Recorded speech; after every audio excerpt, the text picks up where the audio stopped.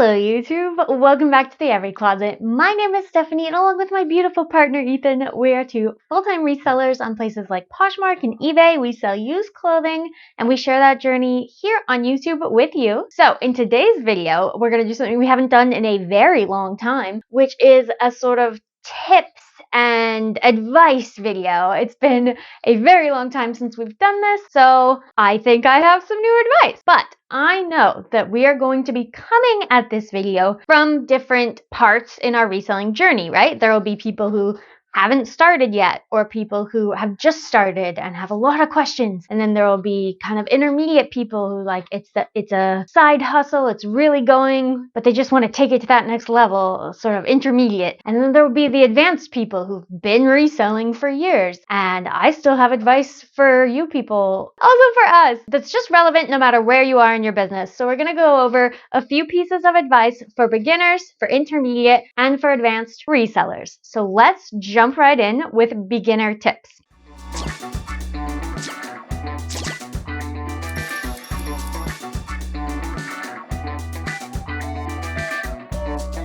Okay, the first and foremost thing I need to impress upon you for reselling, no matter what you resell on the internet, the first thing you're going to need is the ability to take quality photos. Now, things, especially very, very valuable things, can sell with terrible quality photos, but you're not going to get the top dollar for that item, and that is what I want for you, for your business. I don't want you to sell way below comps, so the first thing you are going to need is good quality photos, and all you really need for that is a single app that can remove backgrounds. Photo Room, I believe, is free, so just sign up for a free thing. Don't get the premium one. You can do one photo at a time. You upload it, you save it. It's very simple. And just a plain white background, I think people have been saying for years, even Google's been saying for years, for ranking in search, a plain white background is best. So that's always good, especially as a cover photo. Additionally, it would be good to just know some basic things about taking photos of whatever you're taking photos of. So, for example, if you take photos of shoes with laces, it would be good to notice that when the brands themselves do that, they tuck the laces in so it looks all neat and you don't have just like laces strewn about. That took me a long time to learn. Just knowing your products, knowing how to photo them well, and of course, the most important thing about taking good photos is lighting. There are multiple ways you can go about lighting. I live in a very cloudy, rainy area, but most importantly, somehow, I live in an apartment that does not have a window with a blank wall adjacent to it. I don't know how that happened. I don't know. They're sort of like the living room's kind of floor to ceiling windows, and then it wouldn't work in our bedroom and it wouldn't work in the office, and that's the whole windows of our apartment. So that's it. However, if you have a house or more windows or just live in a better lit area, daylight is your best friend here. Taking photos in daylight is cheap.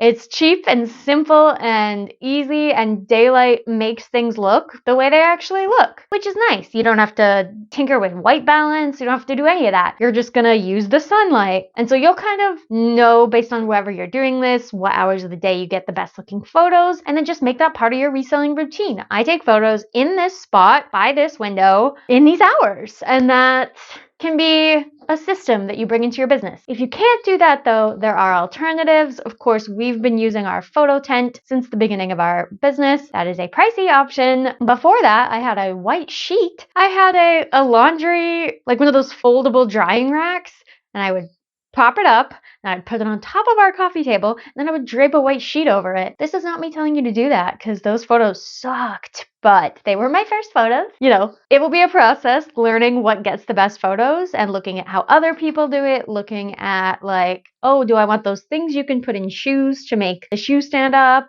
or learning tips and tricks from people. But the most important thing for people to even want to look at your stuff is that, especially the first photo, meets a minimum standard. And that minimum standard is clear, not blurry, nothing else in the photo, like no clutter, not like a rug. Good lighting, meaning when you look at that item in that first picture, you're like, yeah, that's the color of that item. Not, oh, it's way more white than this. It just looks yellowy because of my lamp. Like, no, that's not gonna fly. I have people currently with our well-lit photo tent who are like, which color is accurate? And I'm like, all of them? Because when you get closer to something, it becomes a little bit brighter. And when you get less close to something, the lighting changes.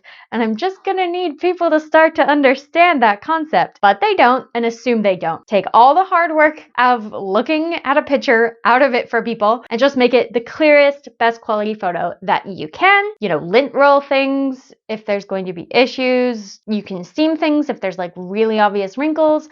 Just make sure your item and your background and things look crisp and clean and like you're running a business, because you are. Tip number 2 for beginner resellers, or a mistake that beginner resellers make, is sourcing things that nobody wants.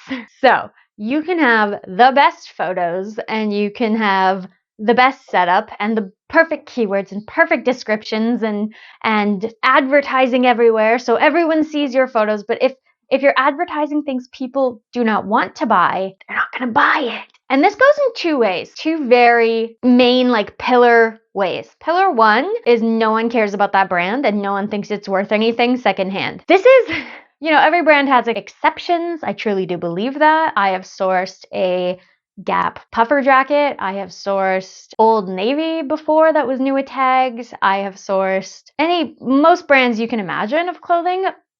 But there is still a basic giant heap of no one wants to pay for these brands secondhand.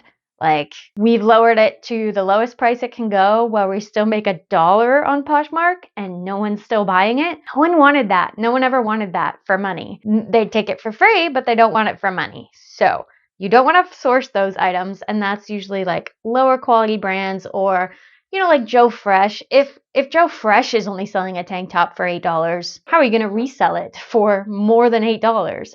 I've done it, but you have to wait around for the buyer that would rather support a small business than support Joe Fresh, which, hey, fair enough, I agree. Or that doesn't understand that they could get it brand new for cheaper. It's very hard to make consumers pay more than something is worth. And there are lots and lots of brands and things that just aren't worth much money. You know, H&M, Forever 21, anything where you're getting the item itself for under $30 that can't retain much resale value because it doesn't have enough retail value to retain. And then the other pillar of sourcing, the other way you can source things people don't want, is to rely way too heavily on brand. I have done this before, and guess what? There's some stuff that I'm still stuck with because I was like, I can't leave Ralph Lauren. Because I was like, I can't leave behind Ralph Lauren Purple Label, even though these are dress pants. And they're still in our closet. They're still in our stupid closet. Yes,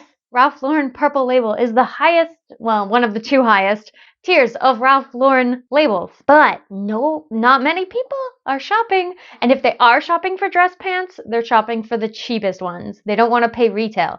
They're not like, I need my dress pants to be the highest tier of Ralph Lauren, even though you can't tell because there's no branding on them. But just, I need to know that these dress pants retailed for $800 and that I paid $75 for them. You know, not many people think that way.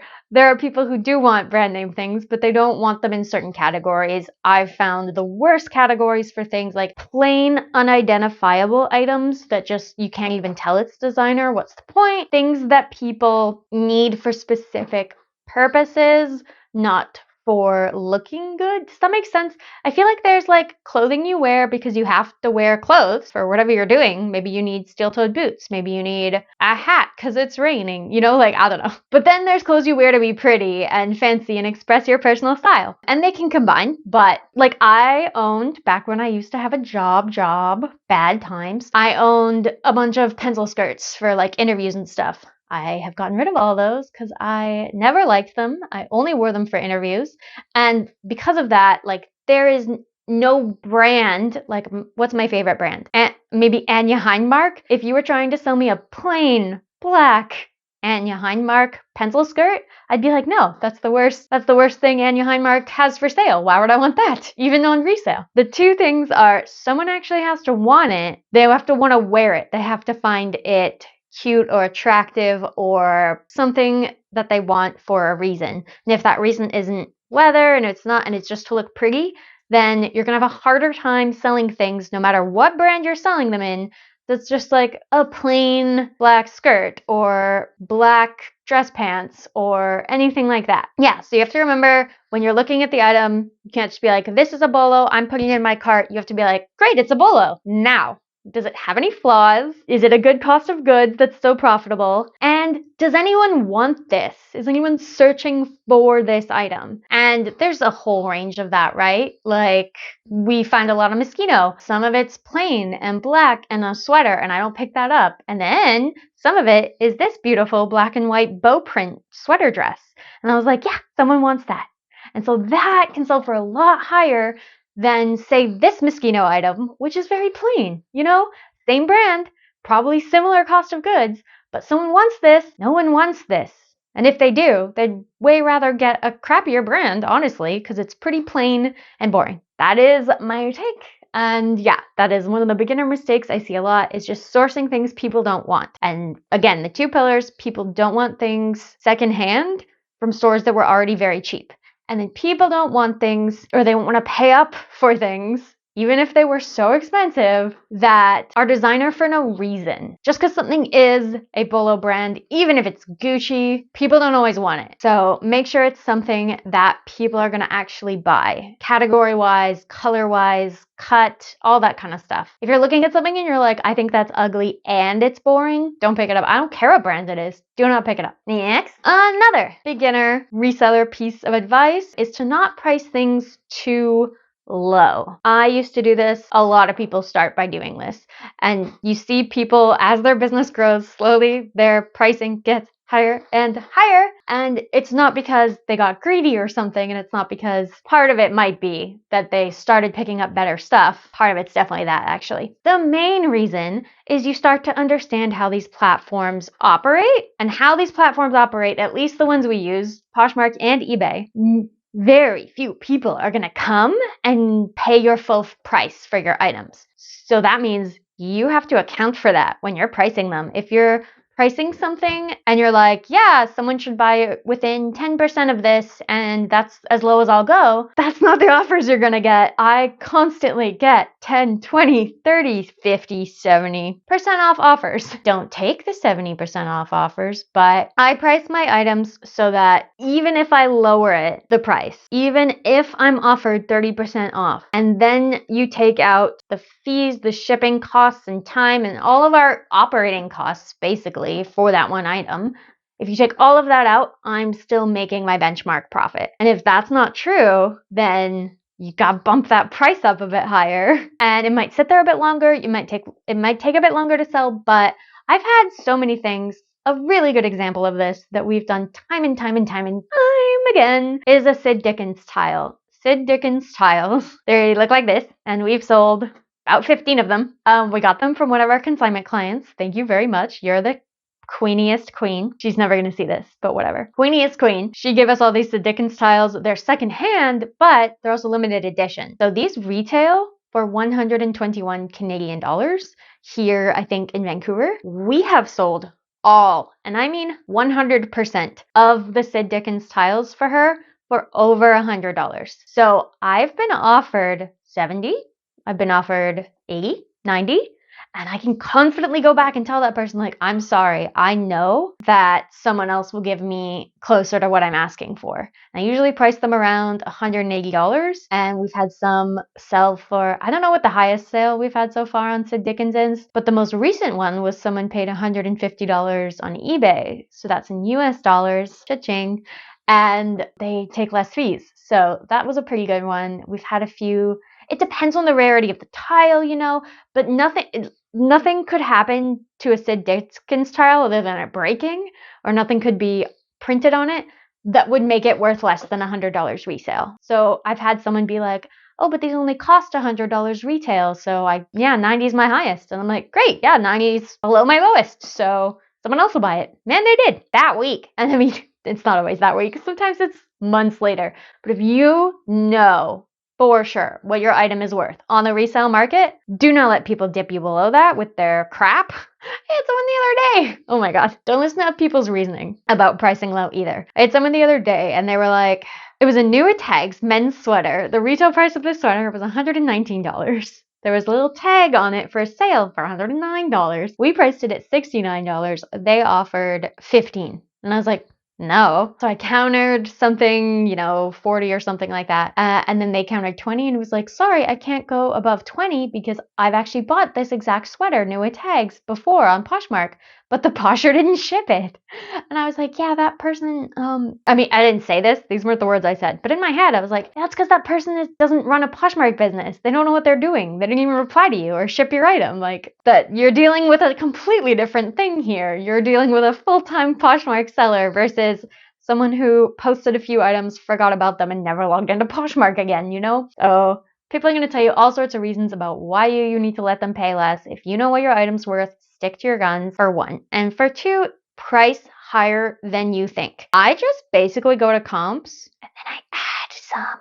I do not price among comps. If someone has sold this sweater for $50, that means I could sell it for $50, which means I can't list it at $50, or I'm not going to sell it for $50 because of just all the processes of listing, especially on Poshmark, but also on eBay. Very, very few full price sales happen. And when they do, that was a very valuable item anyway. So my recommendation would be to think, what do I want for this item? Add at least 30%, if not 50, and then list it. That's my tip. My last tip for beginners, and I'm gonna need everyone to listen up real good here. Do not treat reselling platforms like social media. This is not your fault. Let me first say, because Poshmark especially is egregious for this. They've set themselves up like, oh, Posh Love, and share the Posh Love, and share other Poshers listings, and you can like things just like Instagram, and you can comment just like Instagram. So I have people every once in a while who don't really know how Poshmark works, at least not from the business point of view, that are like, super cute dress, wish I was a size 10. Like, I don't need you to comment on my stuff. I am not going to comment on your stuff. I will share your stuff randomly if it's happening anyway. I'm not going to return shares because I can't afford to pay that much time paying attention returning every share. That's not going to be a day-to-day thing that I can do with my time. But yeah, just basically it's a sales platform. So don't like things unless, you can, and no one's going to get mad at you. But don't like things unless you have a reason to like it other than just wanting to show support, because that's not showing support. On Poshmark, it's supposed to mean I'm interested and could be moved to buy this item under certain prices or sales or circumstances. Not, hey, nice item, like. That's not what you're supposed to do. It's annoying because when you first download the app, like if say there was an app tutorial, you could imagine that it would seem like that. It'd be like, this is a place where there's social media, just like Instagram, and you can make stories, and there's lives, and there's all these things that Instagram has. So get going. You basically already know how to use it. It's Instagram, but it's not. It's for selling. So you can talk to people, obviously, in your bundles or in messages within a purchase you've made or a purchase they've made about non-business related things. I've made some good friends on the app, but I wouldn't recommend, and nowadays, whenever anyone is like, can you like help me or whatever on Poshmark, I try to subtly refer them to our YouTube channel or Instagram so that I can explain further that these are the places where I can help you and reply to you and do these things, not on Poshmark because that's my storefront, and not on eBay because that's my storefront and I'm a little bit afraid of it. So do not treat reselling platforms like they're social media. Don't comment unless you have a question or you like have something you need to say about the item. Don't care about how many followers you have. It's not the same. They don't mean the same things. What you're looking for on a reselling platform are sales, and doing all those normal things you would do to get traction on social media. That's not how you get sales. So scrap that. And I think that's it for my beginner tips. In the next video, we'll go over the intermediate and advanced tips. Please let me know in the comments if you have any other beginner questions like you're just starting and you want to know this, or like this is the weirdest thing that's happened so far, explain it to me, or whatever, or like what's with resellers saying this, I don't know, whatever questions you have, leave them in the comments below and I will address them in another video because we make videos. And or on Instagram you can always DM me if it's a quickie, and just go kill it, go make money. Okay, I've gotten a little crazy, so we should cut it here. You're done! He's also crazy. Hello. This is how we grade each other. It might not be able to hear me. He's a gremlin. Can we make video stop now? Video stop now.